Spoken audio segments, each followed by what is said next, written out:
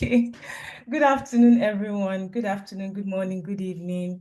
Thank you once again for joining us. I can see a lot of people in the chat, faithful members of NAMP, faithful well-wishers of NAMP. Thank you again for sticking with us this month of October. And we have an interesting topic to discuss, which is a deviation from the regular radiotherapy radiology, which we've been having the past months. And people have been saying, we want to talk about other aspects of medical physics. So here we are today. Our speaker is a member of NAMP, a friend of the house, and his name is Oluyemi Aboyewa. He's a PhD candidate and Cabell Fellow at McCormick School of Engineering, Department of Biomedical Engineering, Department of Radiology, Northwestern University. He's going to be speaking today on metallic implants in MRI, safety, image quality, and clinical translation in cardiac devices. I'm just going to read his brief profile again. He began his medical physics career in Nigeria, where he volunteered on clinical projects before pursuing a master's degree at Creighton University, Omaha, Nebraska.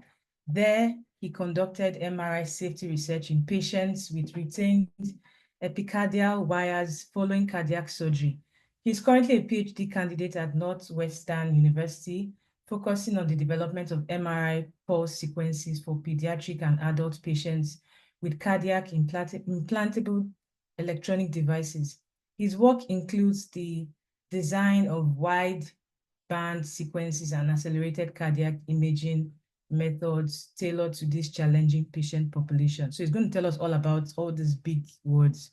But before I hand over to Yemi, I just want to say a few words about our speaker. And I think it's important to say this to encourage anyone, both mentors, mentees, young people who are aspiring to be medical physicists. I think you need to just hear this short story. So in 2017, a young man walked into UCH, our office in UCH, myself and Mr. Madu. He was a student of the Federal University of Technology, Akure, and he was sent by one of his lecturers, Dr. Adediran Ife, who happens to be a close friend of mine. So he said, Yemi wants to do medical physics, he's interested. So he came in and said, hey, I want to do a project.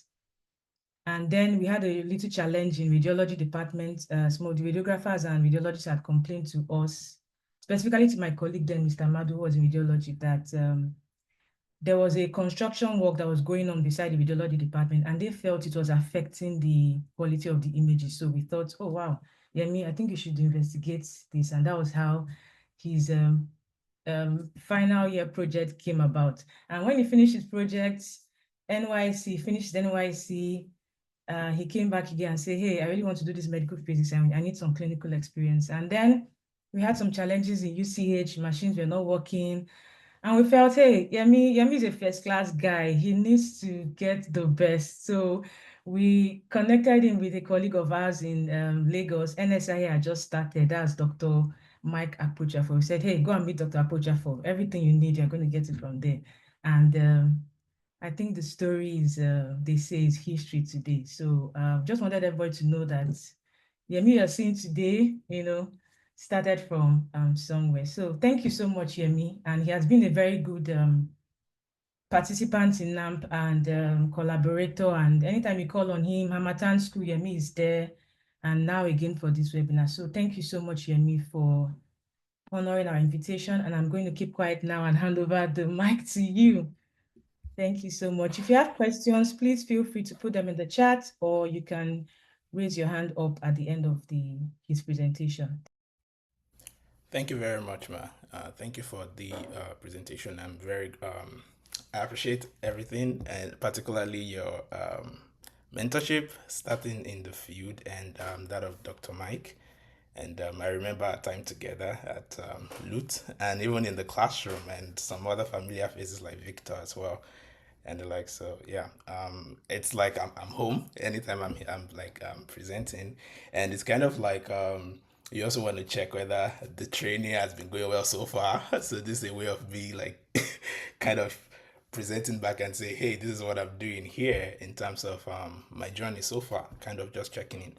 So thank you for the invite as well. All right, I would start sharing my screen. Let me share. So it should be desktop too. Okay, give me 1 second. Nope, I went too far. Okay, can everyone see my screen? Yes, we can. Okay, awesome. All right, so once again, good afternoon, everyone. And I'd like to thank the organizers for the opportunity to present at NAMP webinar on MRI safety and improving image quality in patients with metallic implants. I'm currently at Northwestern. I'm currently at home, but yeah, I'm at Northwestern University here in Chicago, Illinois, in the US. And I don't have any disclosures. Just a disclaimer that it's very early in the morning here, and you can already tell by my voice. And I also hope that my brain is fully awake so that I can easily give this presentation clearly. And my main goal is not to bore us with MRI physics. I'm just going to keep equations and the likes to the barest minimum in this presentation, but my goal is to kind of create an awareness about the need for MRI safety policy and how we can make MRI accessible to patients with implants. So when you hear of MRI, most times what comes to mind are like very nice looking brain images. That's usually what I see when I hear about MRIs, like very nice brain images. But I decided not to show brain images, but rather show like cardiac images. And why am I showing cardiac images? I believe we all know that the number one killer disease in the world is not cancer, right? It's cardiovascular disease. Even during the peak of the COVID pandemic, that was like 2020, 2021, heart disease and cardiovascular disorder was still responsible for the highest number of deaths globally. And MRI is a gold standard for many cardiac indications. That is, MRI pride itself in the fact that it has excellent soft tissue contrast and it does not involve ionizing radiation. And it also offers a lot of flexibility in terms of parameter trade offs that can be used to optimize image quality in that sense. And cardiac MRI, like cardiac cine images, as shown in that in the slide, can be used to assess, evaluate heart function. We can use it to measure like ejection fraction. We can use to assess stroke volume, myocardial strain. We can use images like phase contrast or 4D flow to assess a blood flow, regurgitation, and the likes through valves. And you can also assess ischemic heart disease, for instance, in perfusion images where you have contrast agents. In that sense, for us to kind of detect perfusion defects in the patient. And we can use MRI for tissue characterization using all of these tissue parameters like T1, T2, and the likes that can be differentiated between healthy tissues and pathology in that sense. So it's useful for different patient cohort like congenital heart disease, cardiomyopathy in that sense. But the downside with cardiac MRI is that it's a very long protocol. When patients show up at the scanner, they would usually sit there for like 1 hour to 1 hour 30 minutes. That is, so a lot of optimization are ongoing where people try to shorten cardiac exam to like 45 minutes in that sense using like advanced techniques and the likes. But some of them are still subject of research before they are fully translated into the clinic. But just to motivate the reason, like cardiac imaging is important because of the fact that cardiovascular disease is one of the most deadly disease out there. Okay, so I'll quickly jump right into it. And as the name sounds, MRI, right? The M in the MRI stands for magnetic, right? Though the original technique was known as nuclear magnetic resonance, but the word nuclear scared people, so we have magnetic, right? So what does the MRI scanner look like? When you come into a scanner room, you see this donut-shaped object or this donut-shaped scanner. It's like an horizontal. I'm describing the horizontal system now. There are different ways the scanner can be designed, but you see this kind of cut this diagram here. Can you see my cursor? I want to be sure. No? Yes, yes, yes. Oh, okay. Okay, good. All right. So you see this cutaway picture here. You see the horizontal bar. That's where you have one of the main three components of the scanner, which is the main magnet. Now that main magnet is a very strong, creates a very strong magnetic field, and it could be a permanent magnet. It could also be a superconducting magnet, and it creates a strong magnetic field greater than 1 Tesla. Typical clinical scanner is like 1.5 Tesla, 3 Tesla, and 1.5 Tesla is like over 30,000 times the Earth's magnetic field. So it's very, very strong. And what that magnet does essentially is to help us create some form of magnetization when our patient enter into the scanner, because we have our body consists of large number of water molecules, right? We're made with 70% of water, right?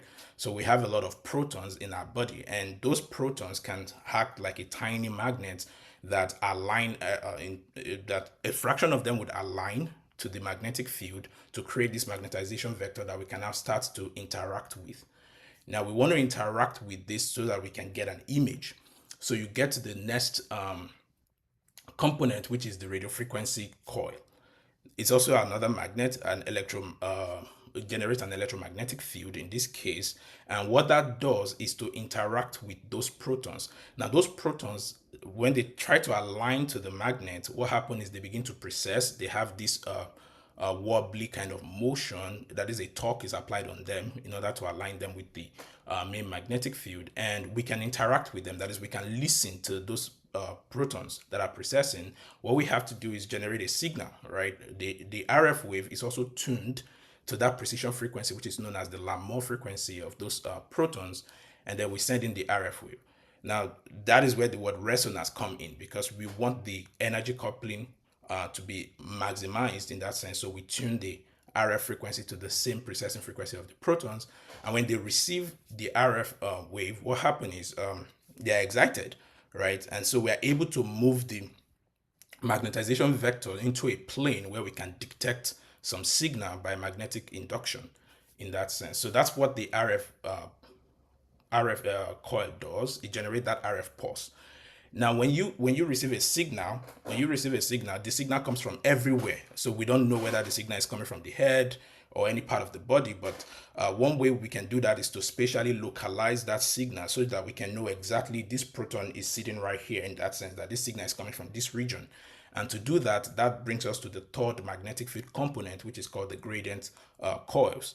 So the way the gradient coils, they run current through them, and then they can create a linear varying magnetic field in the scanner, such that when we receive the information, we can tell, because now the protons, they are coded with location. That is, their own precision is based on where they are sitting in the scanner. And since you have a varying magnetic field introduced by the gradient, you have three of them along the X, Y, and Z direction.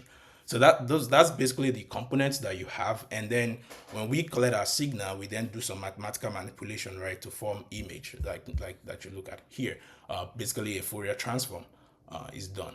So I've mentioned three main components: the main magnet, the radio frequency coil, and the gradient coil. And each of these components have different safety concerns associated with them, and I will talk about that. Okay, just to motivate our discussion on why MRI safety is important. Recently in the US, in New York to be precise, there was this news, I think sometimes in July this year, right? There was a patient on the scanner, and I think it's the wife of the victim or the deceased here. I think she was kind of feeling some discomfort, and then the husband tried to dash into the room. However, he was wearing a large metal chain on his neck, and what happened? The scanner just pulled him, and that the story goes from there. And he eventually died in the hospital. So it's kind of like there is a lot of safety hazard that can happen. And there was another news I saw, I think this was in 2023, where there was a patient, a lawyer in this case, I don't know, he has a gun on him, and he was in the scanner. And the scanner just took out the bullet and shot him in the stomach, right?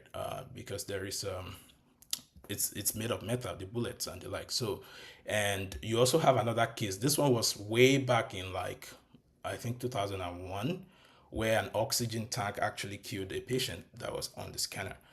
in that sense. And there are various different MRI safety hazard that can happen, all the way from like having burns around fleshly done tattoo.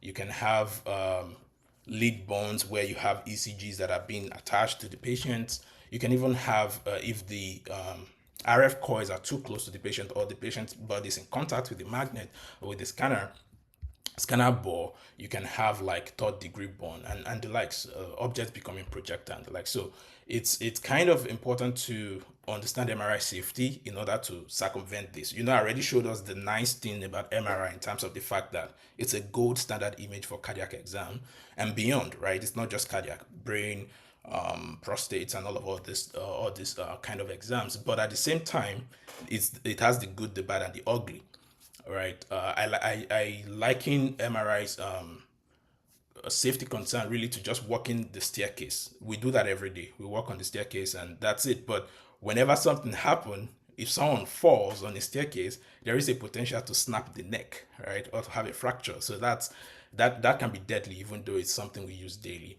So it's important for us to be aware of this. So I believe awareness in the area of safety is important, and that's the essence for this presentation. So let's move on to so let's start looking at each of these safety concerns, and particularly with the different components of the scanner that I introduced earlier. If we look at the main magnet, there are two main safety concerns that is associated with the magnet, as you see in that video. One thing to first know is that the magnet is always on. It doesn't matter whether there's a patient on the scanner or this maybe the console outside in the console room is turned off. It doesn't matter. The magnet is always on. So, and what does magnets do to metals? They attract metals, correct? So they attract metals. And basically in MRI, the main magnet has two safety hazard, generally two safety hazard. There are other effects that one could talk about, but in terms of safety, we look at two main safety concern. Let me put a pause on the video a little bit. We'll come back to it. One is the projectile or the missile effect, right, where metals are attracted to the scanner. And that is largely due to the fact that the main magnetic field is not, it is static, it's homogeneous, but outside of the region of the main magnet itself, the field will decay rapidly, right? You have it's not an inverse square law. It's like 1 over r to the power of 3, which is like a dipole approximation. It decays, and you can see that in this figure with like right from the scanner, you start seeing this field gradient. We call it the fringe field. Now this fringe field is what is actually responsible for this translational force that happens on that affect our metals when they come into the scanner room. In the real sense, essentially when you go into the physics now, you can look at the translational force as the negative gradient of the potential energy in that sense. And any dipole or a metal that comes into that field we have a potential energy, right? You can calculate that using the dipole moment as the dot product of the dipole moment and the field, right? And so it attracts it to to the scanner, and the translational force is usually the highest right before you enter the scanner, because that's where the greatest field gradient is. That is, you go rapidly from, like, say this is 1.5 to 0.2 Tesla right at about the entrance. So it means that as the object is approaching the scanner, it is actually accelerating faster because the force on it is more. So that's why it's really, really deadly in that sense. So right before you enter the scanner, you have this projectile or this missile effect in that sense. So stuff like oxygen tank can become a projectile. If you have like an ion, you can do a calculation on it. The force that the magnet will actually exert on that kind of ion could be up to 250 times the weight. So it can be really, really deadly. So now, when you also look at this video, I mean, you saw how the how it attracted that metal from that was thrown in that case. Now, when you look at this video that just played, you would see that as the chair was being thrown, it seems to also twist. It wasn't just going in straight, there was also a twist. Now we have the projectile effect right before we enter the scanner, but when you are at the center of the scanner or the bore of the scanner, there the magnetic field is homogeneous. It doesn't have this fringe field that we just talked about that causes the projectile effect. In that case, the other concern is torque, is twisting or rotation of that implant. So what happened there is that the whatever implant you have, particularly if it's asymmetric or is elongated, it will try to align itself to the direction of the field. So you have a twist. So imagine if you have a patient with implants in the center of the scanner, and if the implant is not is metallic and it's not safe, then that implant will try to twist inside the patient in the scanner. So that could be a safety hazard.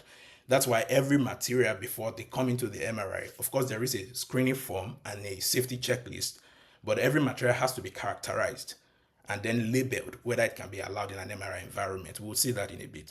All right, so that's the two main concern with the main magnet. And we are physicists, so we always want to assess things. There are at least two protocols designated by the ASTM on how to test for objects that could either become a projectile or twist in an MRI environment. If you look at these protocols as described here for the displacement force, you can suspend the object with a string and watch how much deflection it has. That is the magnetic pull on that object. If the deflection is less than like 45 degrees, it means that the magnetic pull is not sufficient to pick it up compared to the weight. It's always related to the weight. They kind of calculate it based on a force index. So they use the translational force due to the magnetic field divided by the weight on the object, which means if the deflection is less than 45 degree, then the object does not pose any hazard than an ordinary just placing it in an Earth's magnetic field in the real sense. If you go to the talk, that protocol describe at least I think 5 different methods to assess torque on a metal implant in MRI, and it has the first one is like a quick check where it uses a method called the low friction apparatus method, where you can just put the metal. In this case, in this example, you see a stent is placed on an acrylic that is graduated, and then you can place it in the bore and then rotate it like 45 degrees, 90 degrees and the like, and see if there's a twist. Now if there is a twist on that implant, then you have to use any of the other 4 remaining methods to thoroughly characterize the device. Okay, so moving on, based on this, let me see how I'm doing on time. All right, based on this magnetic field fringe that kind of go beyond the scanner room, different zones are designated in an MRI. I need to minimize. So different zones are designated to kind of create safety zones, and you see the one marked red here.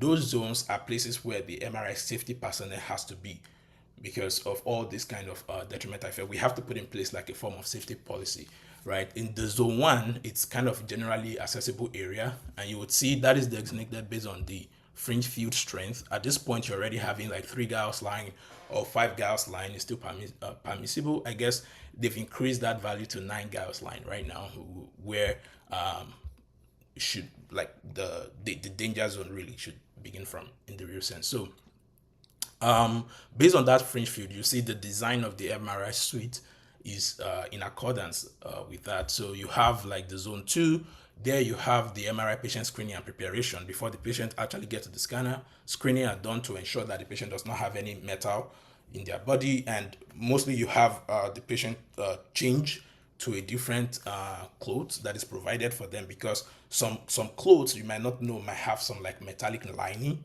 that might even become dangerous when you are in the scanner. So they have to give them a different wears when they come in. And then there are, of course, there are safety form and safety check, and then by the time you're moving to zone 3 and zone 4, that becomes really dangerous, in the sense that you're already in this area where projectile can happen, the twisting can happen, and all of those things that we talked about. And that's why the case I mentioned in New York, there's going to be lawsuits, right? There's going to be lawsuits because the question, how was the husband of the patient able to bypass all of this, and why is he right there beside the scanner to just bash into the MRI room and then get killed in that sense? So just want to say that for those who are like maybe building sites or MRI safety personnel, just know, just want to mention all these safety zones that have to be put in place. By the way, can I, if I can check, are there MRI safety physicists on call? Anybody in MRI safety? In Nigeria, where? Yeah. I think Dr. Dada is on. They did a lot of things with MRI. Dr. Michael Dada. I Oh, think Clinical he's MRI, Dr. yeah. Kujako. Ah, We do clinical work. is MRI not MRI? Ah, I don't know. I'm just asking. okay. Yeah, but I just asked that to I wanted to get a feedback on what kind of safety measure people put in place, particularly in terms of the design of the MRI suit in the real sense. Because I know sometimes places are just reprocessed for reconstructed for like MRI and this, so we have to be aware of the safety hazard it poses. Okay, moving on to let's talk about the gradient. So we've talked about the main magnet, which can cause projectile or missile effect or torque, and we looked at how we can even test for materials that have the potential of becoming a projectile and the likes. So we look at the gradient. Now, when I think about the gradient, I already mentioned that that's what we use to do spatial localization, right? So we need it for our imaging, all right? But it also have some risk, maybe not that much as the main magnet. The one of the main risk is acoustic noise. If you have ever been in an MRI scanner, you will know that MRI is very noisy, and that is because of this guy, the gradient, right? Because you have these coils, currents are passing through them, and those coils are sitting in the main magnetic field. So what happens? You have Lorentz force, right? F equals ILB, right? It begins to deflect, and your current is changing, so it deflects back and forth, and so you start hearing this knocking sound, which can lead to hearing loss, temporary hearing loss for patients. Sometimes you can see some MRI sequences are compared to all this sound, like an EPI sequence. EPI sequence is kind of like a sequence that allows you to scan very fast, right? But you can see the kind of sound level that this can produce, and it's kind of likened to like a jackhammer. At this point, the patient can even experience pain in that sense. So one has to be aware of that. For those who might have not been on an MRI scanner, I would like to give you kind of an experience, a tip of how the sound looks like. So if you are with your headphone, you might want to put it back a little bit. Okay. Wait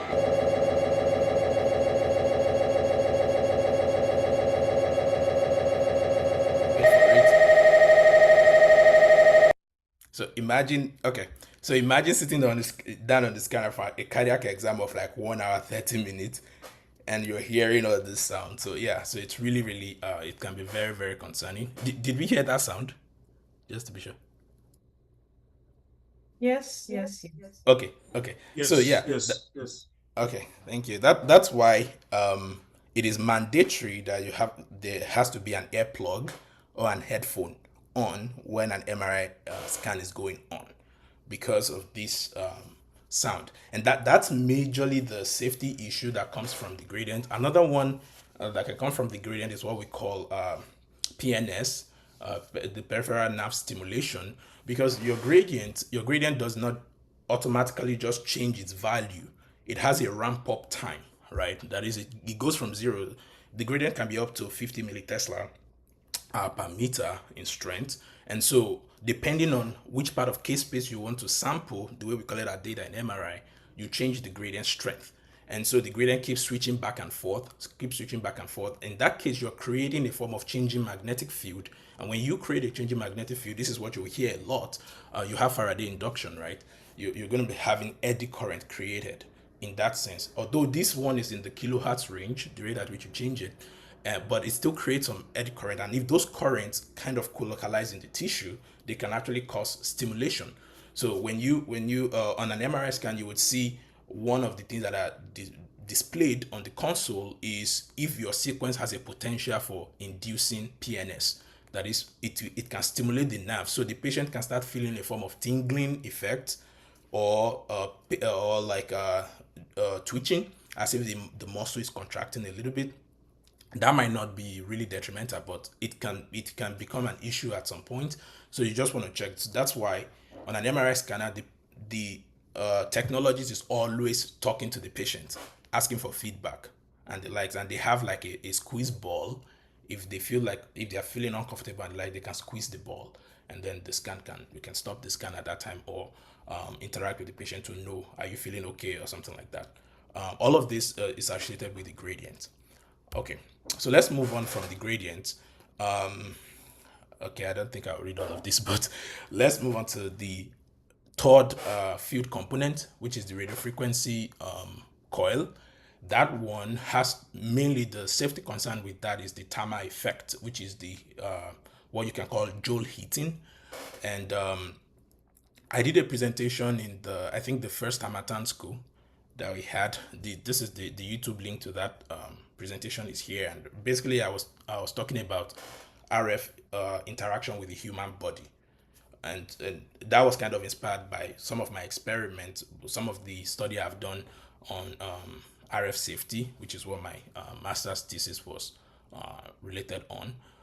So here, basically, you have the RF. The RF coil, it generates an EMF, like a radio frequency wave, right? And that has two components to it. It has both the magnetic and the electric component, right? The changing magnetic field will induce an electric component according to Faraday's induction, right? So basically, the field strength itself is very low, but the rate at which the rapid switching, or the rapid the rapid oscillation of that wave is what really mediate this effect that we're talking about, in the sense that it's a high frequency field in the radio frequency range. And the effect mainly is not from the magnetic component of that field itself, it's from the electric component. So the magnetic component helps us to do the imaging we are talking about, that it helps us to pass energy to the spins and put them in the plane where we can actually acquire data. But the electric field component does damage to some extent, right? What it does is, after you create this circulation of current in the patient, right, charges are moving up and down, right? If charges are moving everywhere, they are going to be meeting resistance. So you have resistive heating in the real sense, that is, energy is being lost in the system, because humans, we're lossy dielectric, right? We do not have zero conductivity. We have some measure of conductivity in that sense. So there's going to be joule heating, and that's the essence of the safety concern with RF. And that joule heating can now be further amplified if you have an implant. As you can see here, you can see, like, this is like a hip prosthesis, and you can see at the top of the hip prosthesis there's a lot of heat here. We'll talk a little bit about why that is happening, but that's the idea. The heating occurred normally even without an implant, but the amount of temperature rise that you would see is very, very minimal. But when you now have an implant, that heating is amplified in that sense. I see something in the chat. What materials are used for shielding in MRI? How does it affect the scanner? How do we know or calculate the required shield? Okay, we'll talk about that. Let me see if that gets into the heart of the safety discussion. Okay, moving on to the. Okay, let me address the questions before I forget. So, when you talk about shielding, this is from Dr. Akin, right?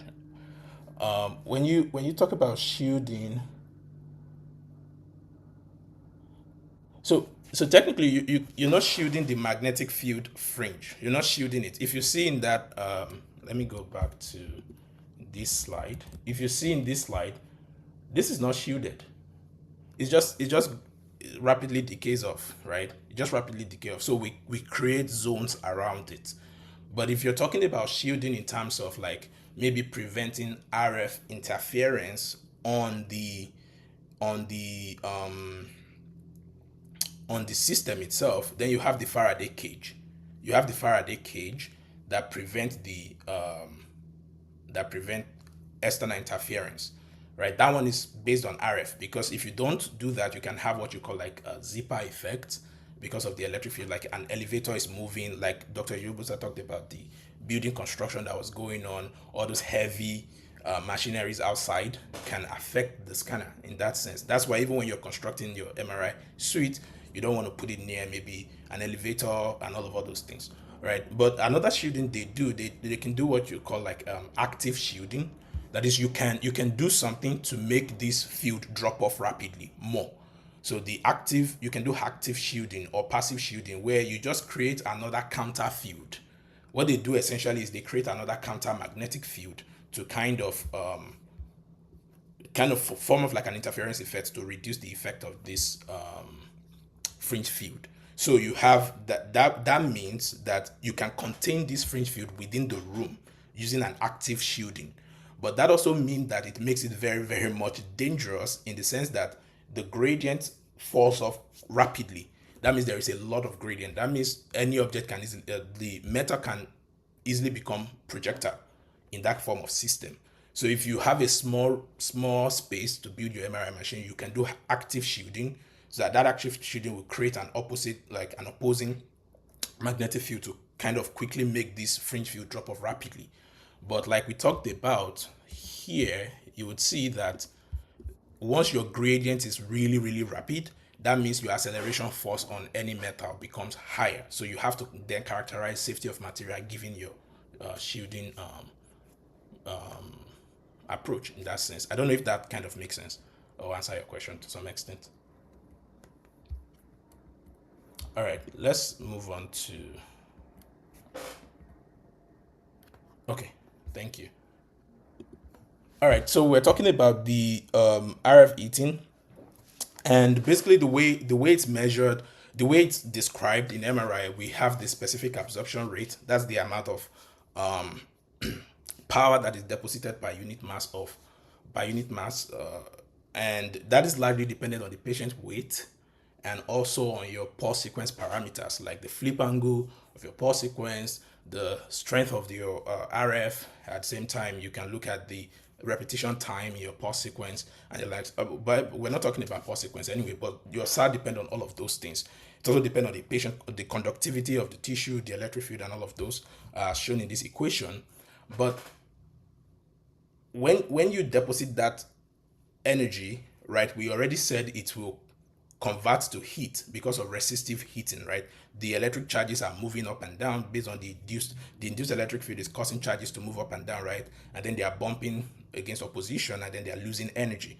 Now that heat in itself is going to transfer from that region, right? Or it can be localized in that place depending on the mechanism for dissipation in that sense. So one of the ways in safety, one of the ways they assess this is to look at the temperature distribution, right? They look at the temperature distribution, and that is kind of described by this Bauer-Heat equation. But don't worry about the equation, because when we do everything, we make some assumptions, right? So the assumptions bring this equation down to something that is simple to work with. You assume there is no mechanism for heat loss. And when you do that, you would see that your change in temperature over time is related to the SAR and the heat capacity of the medium. And that gives us a way to measure what you can call the upper limit or the worst case scenario, because you have removed anything that can lead to heat loss, like cooling and the likes. In an MRI scan, they would typically on like maybe AC or fan to blow the patient and the likes to reduce all this heating. But we are assuming none of that is there. So to assess the safety, ASTM also have another document that you can look up, which would explain how to measure radiofrequency induced heating, particularly based on that approximation, that equation that I showed us, where the change in temperature over time is related to the SAR. And this was an experiment I did this was on a 3 Tesla scanner, and we built the ASTM Phantom. We also have to characterize the materials that go into the Phantom, and now their characterization will be based on their electrical properties and their thermal properties. You want to make sure that they are close to that of human tissue, right? So you want to calculate the permittivity of the gel. In this case, you want to calculate the thermal conductivity and the likes. And then we have like these temperature probes that you can then put in the Phantom, either at the tip of the implant and at different location away from the implant, to see the temperature distribution. Then you can measure that. All right. So when you do that, I'm seeing a lot of stuff in the chat. Let me see. Can you spend the same material? Maybe we need to flip through slide. Yes.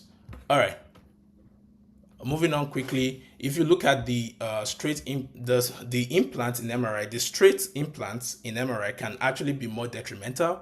It's based on what we call this antenna effect, where the heating will be localized on the tip. Remember, I showed us in the hip prosthesis the other time, the heat was localized at the tip, and that is because of the antenna effect. That's the way if the implant is kind of located parallel or tangential to the incident electric field, you have more effect in that sense. And this is very important because the same implant, depending on the length of the implant, can have different effect in that sense. So you can have a what we call like a resonant length, because the way your wave behave in a medium is different from a free space. So if say you have a 1.5 Tesla, if you have an implant that is as long as 52 centimeter in that sense, that could be more dangerous compared to an implant, the same implant that is 12 centimeter. But the same 12 centimeter implant could be more dangerous on a 3 Tesla compared to what's it called, a 1.5 Tesla in that sense. And this all vary with location, vary with termination condition. Moving along because of time. Then you also have the field distribution changes with location in the scanner is asymmetric, and that can inform how we set up our patient. If we know that the implant is on the left side and we know our field distribution and we know that it's low on a particular side, we can change the patient orientation. So you can set up your patient either with head first into the scanner or with feet first into the scanner to move the implant into a region that does not have a lot of electric field. Okay, and then you also have issues with loops, conducting loops, right? Or if the loops are broken, if there are gaps. And that's why when patients are being set up, we try to prevent a loop formation, because that region can localize the heating effect. All of these are things to keep in mind. Because of time, I'm moving on. Now we have this implant can be passive or active in the sense that it may have an energy source itself, which brings me to cardiac implants, right? Cardiac implants, you have both a wire and then you have a pulse generator. The pulse generator will deliver the pulse, right, to kind of pace the heart as you want it. So, but there are some implants that don't have energy. So the way you characterize these implants in an MRI is different, because you want to be you're not just thinking about heating, you're not just thinking about torque, you're also thinking about, will the device malfunction? For instance, will the magnet turn on a particular switch when you don't want it? Like older pacemakers usually have a reed switch earlier than 2000, right? And that MRI can turn off that switch and reset the entire pacing that maybe a doctor already set and the like. So all these things has to be kept in mind. And a document one can look at to characterize active implant is this ISO TS 10974. It describes how to characterize safety on active implants. And I'll move on from all of this. One of the things to just keep in mind is that before you scan a patient with active implant, you have to be sure that it would not malfunction. So for the CID case, cardiac implants, they will usually do reprogramming to put the device in a particular state that cannot be affected by the scanner, depending on the classification of the patient. If the patient really needs the pacemaker to really needs the pacemaker, we call them pacing dependent patient, depending on their heartbeats, right? You can set up the pacing mode of the device. And if they are not pacemaker dependent in the real sense, you can just set the device to be monitoring while you're taking the scanner. But then you have to check the performance of the device after. That is, you have to check because in a scanner, the battery of the device may drain faster and the like. So all of these things has to be kept in mind. And this is just some checklist of what to do before you scan a patient. Either they have an MRI conditioner or a non-MRI conditioner implant. And you would see these labels on materials that are brought into the scanner room. If it's MRI safe, if it's MRI conditioner means that device has been tested in a specific environment. It doesn't mean if you use that same device in a different sequence and the likes, it's safe. So you have to always characterize it. And then there are safety forms that you have to fill in that sense before you actually scan the patient, and questions, always asking questions and before patients put their consent because of this safety risk. So you would ask the question, how can I test all the possible materials out there and the likes? Well, a lot of studies have been done. People have done a lot. This is a good resource, mrisafety.com. You will see thousands of implants, materials that have been tested their torque, the heating, and all those things. So you can look them up. And if they've not been tested on your maybe particular field strength, then you can set up the experiment based on the protocols that I showed earlier. And there are different safety topics that you can look up on that website as well. Okay, I don't know. How am I doing on time? I mean, just go ahead, but be conscious. Please wait till the end till you take any more questions. Questions? Okay. All right. So just quickly moving on to the image quality aspect. Now we've already talked about the safety. So, okay, now the patient is safe. They have implant. We said we've looked at the risk benefits and we say we can scan this patient. The next thing is, are we actually going to get a diagnostic quality image out of this? Otherwise, we should just forget about it, right? Because when you have metals do not have signal in MRI. And so you have what you call the susceptibility artifact, and you can see it's different for different materials like aneurysm clip and the likes. And there are some sequences that would not work well in presence of the metal. For instance, the balanced steady state free precision sequence, it's just going to create a lot of banding artifacts. Imagine this is within critical area that you want to assess. You can't see anything. And you can also have geometric distortion, right? Because of the implant. And one crucial part, which a lot of my research is focused on, is on this hyperintense artifacts, right? This is in canine tissue, and this was after biopsy. You can see all this region with fibrotic tissue. You won't see that. You want to use MRI to see it, but there is an implant somewhere, and then it creates this hyperintense artifact. Then it renders this non-diagnostic in the real sense. So I'll move on from all of this theory away from the MRI signal. But essentially, the MRI signal, what I just want to say here is we have all this relaxation time that we try to modulate because we have two particular decay time. You have the T2 decay and you have the T1 relaxation in that sense. And in presence of implants, your T2 decay is rapid. That's why you lose a lot of signal. Okay, one way to reduce that is to shorten the echo time in your sequence. When you create your sequence, you can see if you use an echo time of 10 milliseconds, you can see how large the artifact is, and as you keep reducing the echo time, you see that it's shorter, it's smaller, the region. And another way you can do that is to specify a thin voxel slice, and the way to do that, you can go from a 2D imaging to a 3D imaging because it gives you a more thin and contiguous slice, or you can switch your field strength. Right, the higher the field strength, the worse the metal artifact. So if you go to a lower field strength, you can get a better image quality, but at a trade-off. Okay, so we move to the wideband technique. This is the way we get rid of these hyper-intense artifacts, because essentially what is creating them is due to off resonance. That is, you're putting a material with high susceptibility into your system, so the magnets become very inhomogeneous and the spins start processing at different frequency that the pulse that you send to them might not be able to excite those spins. Because of that, if you're using like preparation sequences like LGE, late gadolinium enhancement, or saturation recovery sequence, they are not going to see those spins because their bandwidth is narrow, but those spins are already processing at a higher frequency because of the metal that is in the scanner. So we need to extend or expand, increase that frequency bandwidth in the real sense. So there is a lot of physics that go into how to design this kind of pulses, from taking it from like a 1 kilohertz pulse to like a 4 kilohertz pulse. And you can see the same scan, right? In presence of device, you can see with the conventional sequence, but when you apply the wideband, you can start to see the scar tissue, and that's a way to suppress this artifact. And another thing is most times patients with these implants will have, I'm wrapping up, patients with this implant will have like a lot of, they already have high disease burden. Some of them cannot hold their breath very well. If you've been on an MRI cardiac exam, there is a lot of breath holding because we are trying to reduce motion. You are trying to capture a moving target. The heart is moving, you are breathing, there's a lot of motion. So sometimes we acquire the image and we say the patient should hold their breath for 30 seconds. Not everybody can do that.